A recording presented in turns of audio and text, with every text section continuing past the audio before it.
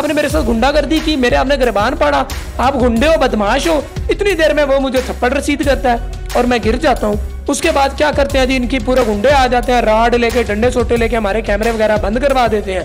हम वहां से 15 पे कॉल करके पुलिस बुलवा के अपनी जान बचा के भागते हैं। जो सरकारी दवाइयाँ, नशावर दवाइयाँ और एक्सपायर दवाइयाँ बेचते हैं, बाबा जी नमूदार हो आते हैं, सुबह दाढ़ी वाले, दिखने में बड़े मुअज़्ज़ज़, अंदर से चोर, वो आ जाते हैं। उनसे हम सवाल करते हैं कि भाई आप कौन है? कहता है जी मैं यहाँ का ओनर हूँ और ये मेरी है। तो हम कहते हैं कि अगर आप ओनर है तो भाई ये सरकारी दवाइयाँ जो गरीब अंदर पड़े सरकारी अस्पतालों में मर रहे हैं, नॉट फॉर सेल वाली, आप यहाँ पे क्यों बेच रहे हैं? वो का हक खा रहे हैं, अंदर से पर्ची लिख के दी जाती है कि भाई जाएं आप वहां से बाहर से लेके आए, और आप उनका हक खा रहे हैं। और दूसरी जो नशावर दवाइयां, जो माए की गोद भी जो उजड़ चुकी है, माए रो रो के गई है कि हमारे बेटे के साथ क्या हो गया, और भाई वो तो नशे पे लग गया, और इस जैसे लोग उनको नशे के इंजेक्शन और नशे की चीजें बेचते हैं। उसके बाद जो एक्सपायर दवाइयां बगैर वारंटी वाली हो, भाई वारंटी के बगैर तो कोई कोल्ड ड्रिंक नहीं लेके पीता, और बगैर वारंटी वाली दवाइयां जिनको हम जहर कहेंगे वो बरामद होती हैं। बंदा, मैंने मस्जिद के इमाम को नहीं कहा कि गुंडा और चोर, मैंने एक चोर शख्स को कहा है जो कितनी माओं की गोदे उजाड़ चुका है, माओं के बच्चों को नशे पे लगा चुका है।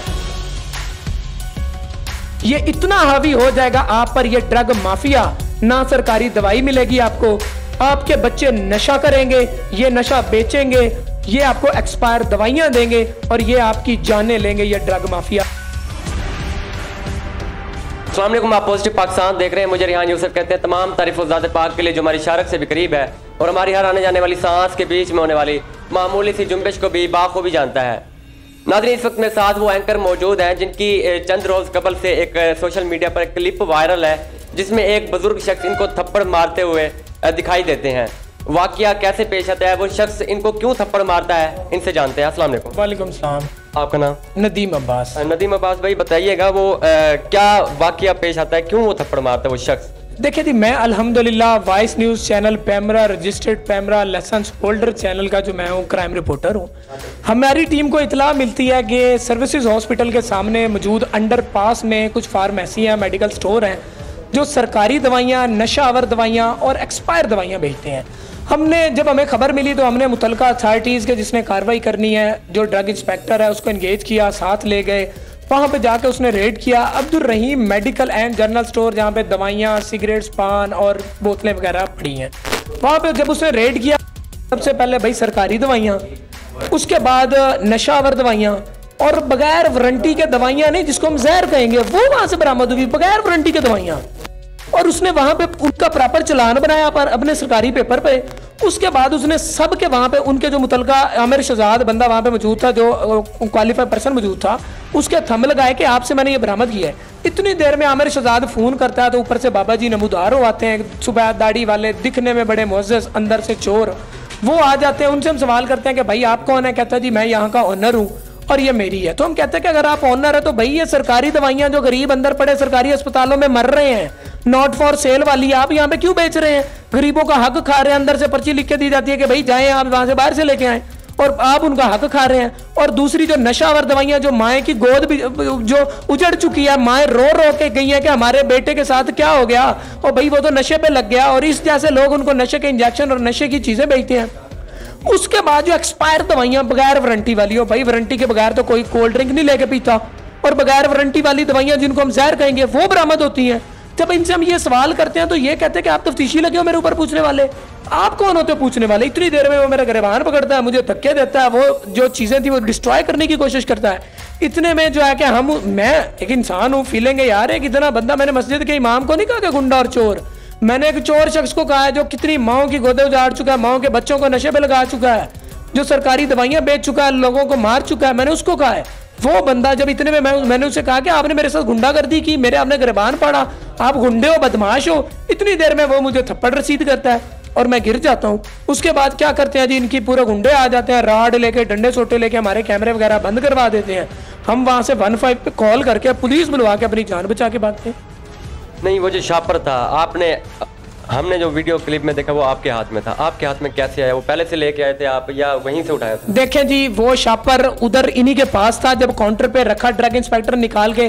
देखें, अगर मैं लेके आया था, जब सरकारी बंदा चालान कर रहा है और उस वो आप ड्रग इंस्पेक्टर के पास जाएं, वहां से जाके उसका मौके लें, उसने उस जो सरकारी मेडिसिन बरामद हुई उसके ऊपर इनके थंब लगवाए, ओ भाई अंगूठे लगवाए। और जो चलान पेपर अभी मैं आपको दूंगा जो इनके खिलाफ कार्रवाई की ड्रग इंस्पेक्टर ने, ओ भाई अगर इनके खिलाफ जब कार्रवाई हो रही है, लिखी जा रही है, ये ऊपर थंब लगा रहे हैं, तो उसको बता नहीं सकते कि भाई ये हमारी दवाइयां नहीं है। ये उस टाइम सारी ऊपर थंब लगा के दे रहे हैं, सब कुछ कर रहे हैं। और भाई मुंह से तो बंदा कोई कुछ भी कह सकता है कि भाई ये लेके आए वो लेके आए। जो सरकारी इनके खिलाफ चलान कटा है, जो सरकारी कार्रवाई हुई है ड्रग इंस्पेक्टर ने की है, क्या वो भी झूठी है? ड्रग इंस्पेक्टर भी झूठा है।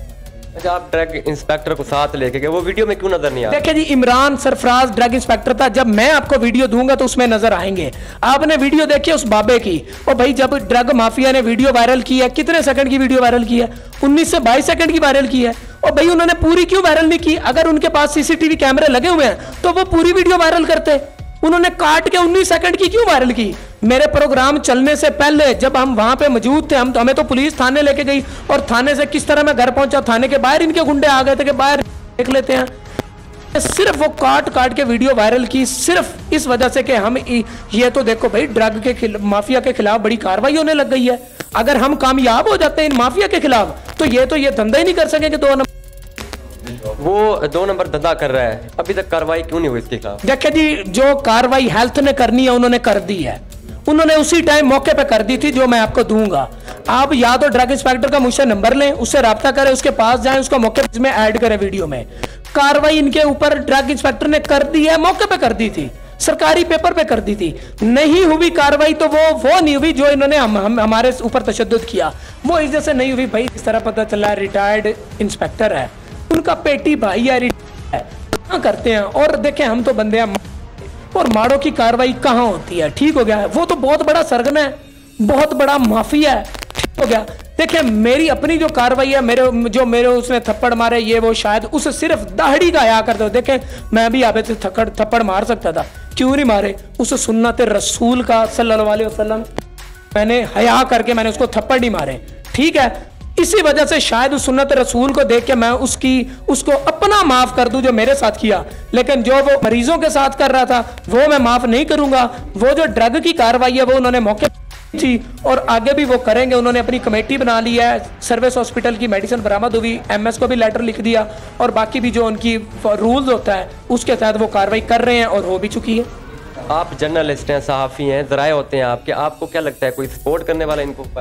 देखिए जी, इनको बहुत बड़े जो माफिया हैं वो सपोर्ट करते हैं, इनको बहुत महकमे सपोर्ट करते हैं। इसी वजह से तो ये आप जो ड्रग माफिया ये हैवी हुआ है, इतना हावी हो गया कि देखें ये रिपोर्टरों को, सहाफियों को थप्पड़ मारने तक आ गया, इतनी बड़ी गुंडागर्दी करने तक आ गया कि एक चोरी दूसरी सीना चोरी, ये इतना हावी हो जाएगा आप पर ये ड्रग माफिया।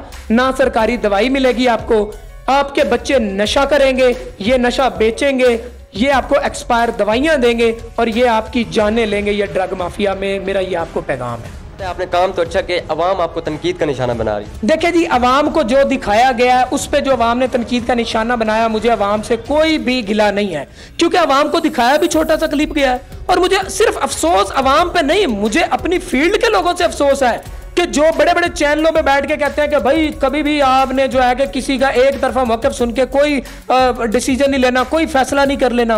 उन्होंने एक तरफा 19 सेकंड की वीडियो देख के जो फैसला ले लिया, मैं उसको क्या मानूं कि उन्होंने क्यों इतना बड़ा डिसीजन लिया? 19 सेकंड की वीडियो देख के किस तरह लिया? क्या कोई चमक दमक आ गई थी उनको? क्या कोई ऑफर आ गई थी? क्या आ गया था? क्या 19 सेकंड की वीडियो पे क्या मेरा मौक़िफ़ ऐड नहीं करना था? मेरी वीडियो, मुझसे वीडियो नहीं लेनी थी? सबसे बड़ी बात, और भाई जितने बड़े सहाफ़ी न्यूज़ चैनल, बड़े बड़े न्यूज़ चैनल गुजरे हैं, मैं न्यूज़ चैनल को मेंशन करके कह रहा हूं, न्यूज़ चैनल ने क्या मेन अथॉरिटी थी? ना मैं था ना बाबा था, मेन अथॉरिटी थी ड्रग इंस्पेक्टर। ड्रग इंस्पेक्टर का इन्होंने मौक़िफ़ ऐड क्यों नहीं किया? ड्रग इंस्पेक्टर का चलान पेपर क्यों नहीं चलाया? इसलिए नहीं चलाया क्योंकि बस पर्दे की बात पर्दे में ही रहने दो। क्या कहेंगे देखने वाले नाज़रीन? देखने वालों को यही कहूंगा कि भाई खुदारा इन लोगों को मैं बेनकाब करने निकला हूं और आप मेरा साथ दें, और ये लोग सुन लें कि भाई जब तक नदीम की सांस चलती है इंशाल्लाह नदीम आपके खिलाफ निकलेगा। और अब ड्रग माफिया या तो ये सरकारी दवाइयाँ, नशावर दवाइयाँ, एक्सपायर दवाइयाँ बेचनी छोड़ दें, नहीं तो मैं आपके खिलाफ निकलूंगा, निकलता रहूंगा जब तक सांस है। और आवाम के लिए पैगाम है, खुदारा मेरा कुछ नहीं जानना तो आप लोगों को जानना, अगर ये ड्रग माफिया आप पे हावी होगी, खुदारा हक सच जान कर जिए और हक सच जान कर, क्योंकि आपने एक एक कमेंट्स का अल्लाह को जवाब देना है। एक मुझे नहीं, मेरा कुछ नहीं जाना, आपने एक एक कमेंट्स का जवाब कि आपने किसी के हक में ठीक किया या उस सुन्नत रसूल का मैंने उस टाइम भी एहतराम किया, मैं नहीं उठाया, मैं आज करता हूं, लेकिन उस सुन्नत रसूल के अंदर छुपे हुए शख्स का एहतराम ना करे जो आपके बच्चों को मार रहा है, आपको मार रहा है। बिल्कुल नाज़रीन, इन्होंने वहाँ पे रेड किया और वहाँ पे एक्सपायरी दवाइयाँ मिल रही थी जो कि हमारे लिए नुकसानदेह होती हैं, और इनका ये बहुत अच्छा जो है इनका कारनामा था। ये वहाँ पे पहुँचे, वहाँ पे रेड किया, लेकिन वो बुजुर्ग थे, वो बड़े थे इनसे, लेकिन इन्होंने फिर भी बड़ेपन का मुजाहरा किया। इन्होंने थप्पड़ तो बर्दाश्त किया, उल्टा उनको थप्पड़ नहीं मारा, और आप एक साइडेड वीडियो देखते हैं और उसका मौक़िफ़ देते हैं, ये बहुत गलत बात होती है। अभी जो दूसरा साइडेड मौक़िफ़ आया है इस पर भी नज़रसानी कीजिएगा और कमेंट बॉक्स में मुझे बताइएगा कि कौन सच है कौन गलत है। मुलाकात होती है नई वीडियो में। अल्लाह निगहबान।